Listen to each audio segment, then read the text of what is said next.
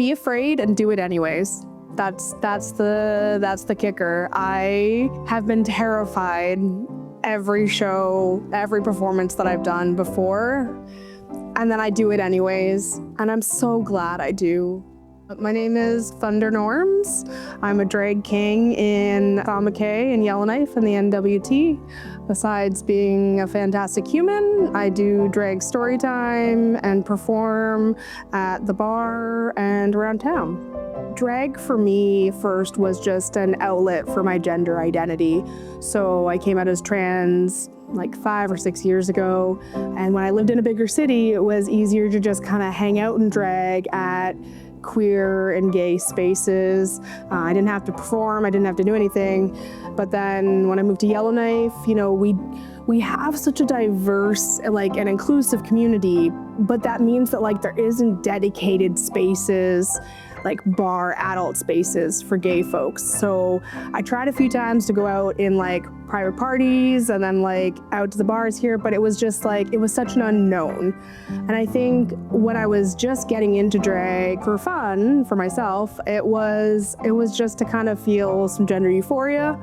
But then once I had to create a character in order to perform, to kind of build the space here, I kind of pulled a little bit from like Meatloaf and Bare Naked Ladies and Eddie and the Cruisers, which is like an 80s music band movie, and decided that that's how Thunder Normz would become created. And that's kind of the vibes he has. He's a little campy. He's super sincere. He wants people to feel included and welcomed and have fun, but also maybe walk away from a show understanding a little bit more about our queer and 2S LGBTQIA+ history. No, it was actually pretty easy. Like I migrate towards dyeing my hair teal all the time. And so the teal makeups are literally just like a hard candy, like monochrome palette. And I actually get teased a lot down south for kind of sticking to one look and not really playing with a lot of stuff. But I think that's because I'm coming more and more into who I am as a trans person, and it just makes it easier for Thunder to exist in this iteration and with this kind of motif. But I do think that like there's been an evolution. Like when I started 2 years ago, the face, even the wardrobe and the performance has like leveled up exponentially, particularly this last year.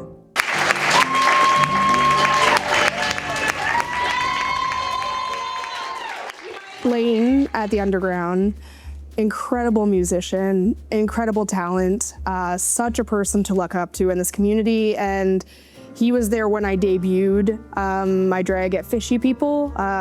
Shout out to Chef Nikki. Without the restaurant, we wouldn't have amateur drag in the community.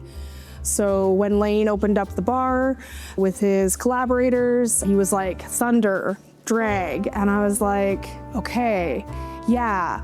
And how do we do it so that it's just like not a one pop-up thing, but something that I'm committed to for an extended period of time where we can all, you know, consistently expect that it's gonna come back in the community. And I came back with the proposition of a drag artist in residency for the year with Lane. And the Underground was like, bet, we're in. How many shows can you do? And we started out with a guarantee of one every other month, particularly since the burlesque crowd also came in and started performing on the other months.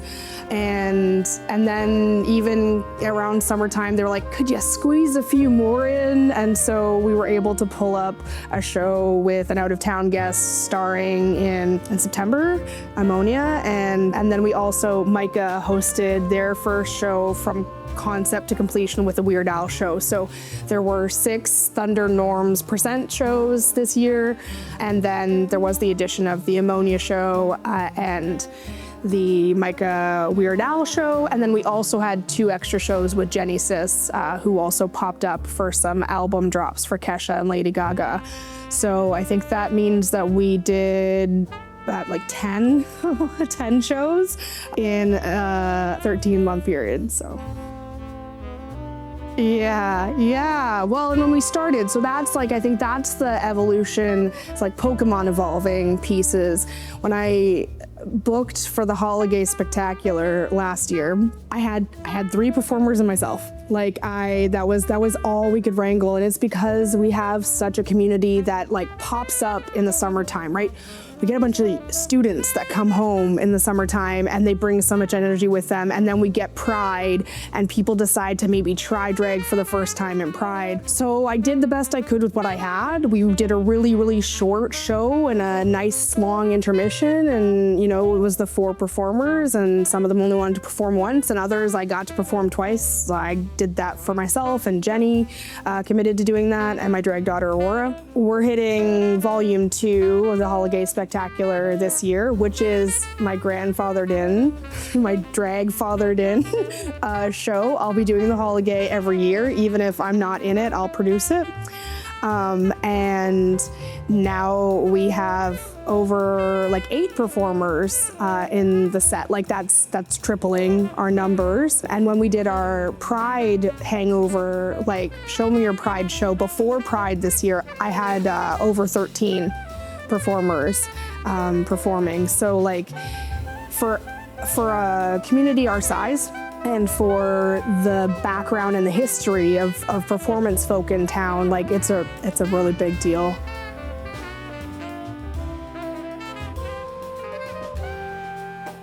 No, and I think like it's known, like there are queens down south who like do imitation of particular people, right? And so it is totally fine to have a lane and a style and to stick in it. And I think that like maybe after I transition, there'd be some time and space for me to like play around with maybe a different hairstyle, maybe wigs. But like I also need support for that too, right? Like we need in the north, because of how far away we live from all of the supplies and the workshops and all those pieces, like grants are needed for our artists just as much as they're needed for any other artist. So if that's the one thing that I can focus on in the next 2 years is, you know, I'm gonna work really hard to create like an artist resume for me as a drag artist that then other people can use, because I think we deserve access to grants funding. Our performance art is just as valid and we have been able to accomplish an entire scene in a year. Like imagine what we could do if we all weren't using our like $80 tips and then like our $200 that we can a month to cobble things together, right? Like there are props that we can pull together and there are skill sets that we can build. But we gotta be bad at stuff before we can be good at stuff. And so like, I can't just pick up a few wigs and try to tease them in the style that because this is my natural hair, right? I can't just pick up wigs and start playing with them and expect that I'm gonna be good if I also have to work a full-time job, because we all need to be able to live and exist and the cost of living is high in Yellowknife. So like, I think that's my hope and my dream for the next 5 years is that I can create like a professionalism in the community and demonstrate our value to like different arts grant opportunities too.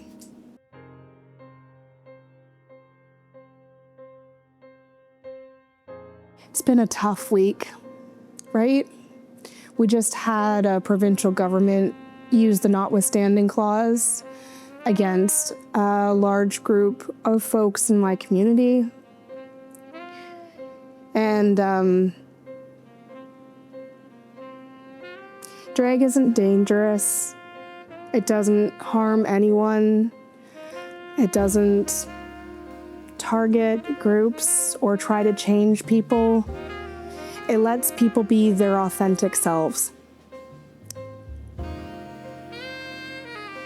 And for a person like me who has different kinds of goals and dreams that prevent things like physical transition anyways, drag is the space where you get to explore and try something incredibly new. And it's always a little bit scary, and some people are gonna do it once and never wanna do it again, but for the people that are doing it and feel something, it can change the course of their whole lives, right? Like, one of my drag daughters didn't feel seen in the 2S LGBTQIA plus community because she didn't think she was gay enough, right? And one of my other drag daughters was so overwhelmed with what the world expected of them that they burned out from trying to be the perfect student and the perfect person and showing up for everybody.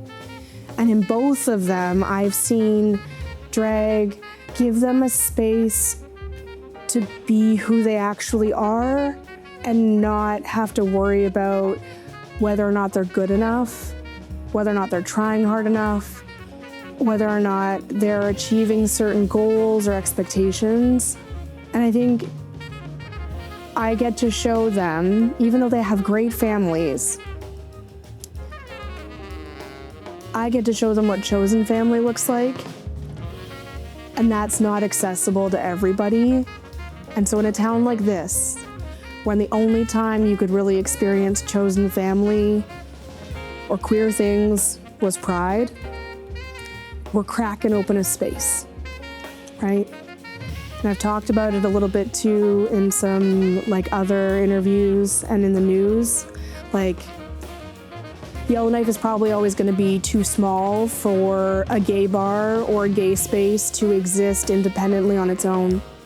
So we do have to collaborate and work with partners and straight people and people who care to make safe spaces for us. So, you know, if we get to have a pseudo gay bar, you know, 2 or 3 times a month, we'll take it. We'll get gender-neutral washroom signs that go up and come back down.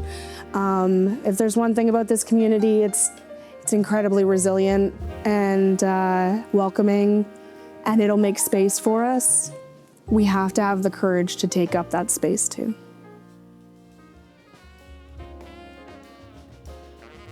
It's very unique for us to be able to say that in the history of Yellowknife, the first person to have a reoccurring drag show in a city, in a major capital city in Canada, was a trans drag king, right? We just had, for the first year ever and the first time ever, a full drag king competition called King of Drag, hosted by Murray Hill, off of like a streaming service.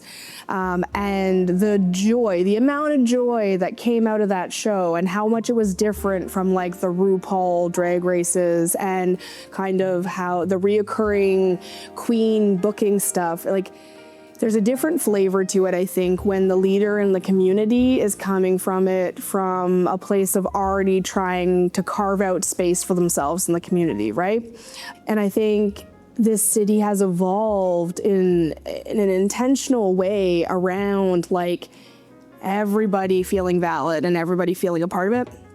And it's probably why I felt like I could get into Mug like 2 or 3 times a month with a full-time job and come up with, you know, show themes and put together casts. And like, there's so much administrative logistics that go into producing shows too. And I think that it's underrated and it's not talked about, right? Like, because like the underground is a bar underground that, you know, has some nitty gritty kind of audience members. One of the things I'm intentional about is decorating, but like it takes time and energy and money to put that in, right? I don't get the luxury of just spending all day painting my face and then showing up and just performing.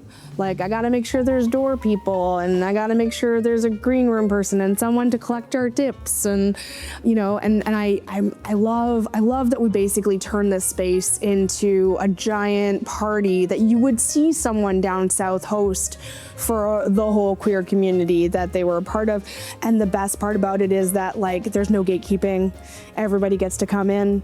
So yeah, I think like my artistry is entwined with the community, and that's why it gets like a little political, but it's also like learning how to tease the crap out of my hair and putting a bunch of hair gel and hairspray into it. And, you know, dyeing it fun colors so that like people like in pictures, like you took a really great picture of me once where someone had to do like a double take. They were like, is that a wig? Because, you know, we have a really great hairstylist and hair treatment people in town, and they can do a vivid color like this, and everyone can appreciate that. And, you know, we try to plan things in advance, so you can order a bunch of stuff from wherever you can down south, like a month before the gig, and then you're cutting and pasting and sewing things together and, you know, putting leather paint on boots and stuff like that. So that's like a lot of the prep work. And then, you know, Thunder's performances are always audience focused. Like, I wouldn't be here without them. Going all the way back to my amateur days at Fishy People, like, we were just popping up on Thursdays. There were no tickets. People were just eating and drinking, and they got a free drag show. And then like the audience grew a little bit after the first and second show to people that I think wanted to see drag. But that very first time, I think most of the people in the audience were just there to have food. And so for me, it was really important to like do songs that I cared about, and also like hand out flowers during one of my numbers, and then like do some cool reveals with some of my numbers. And I think that at the core is kind of what I will never disappear from, I think, my artistry as Thunder Normz, is that I'm here because at the beck and call and entertainment of the audience. So like one of the things I'll be doing tonight is I'll be handing out like, you know, little things on my tab so that they can participate and be a part of it and want to come up and give us tips.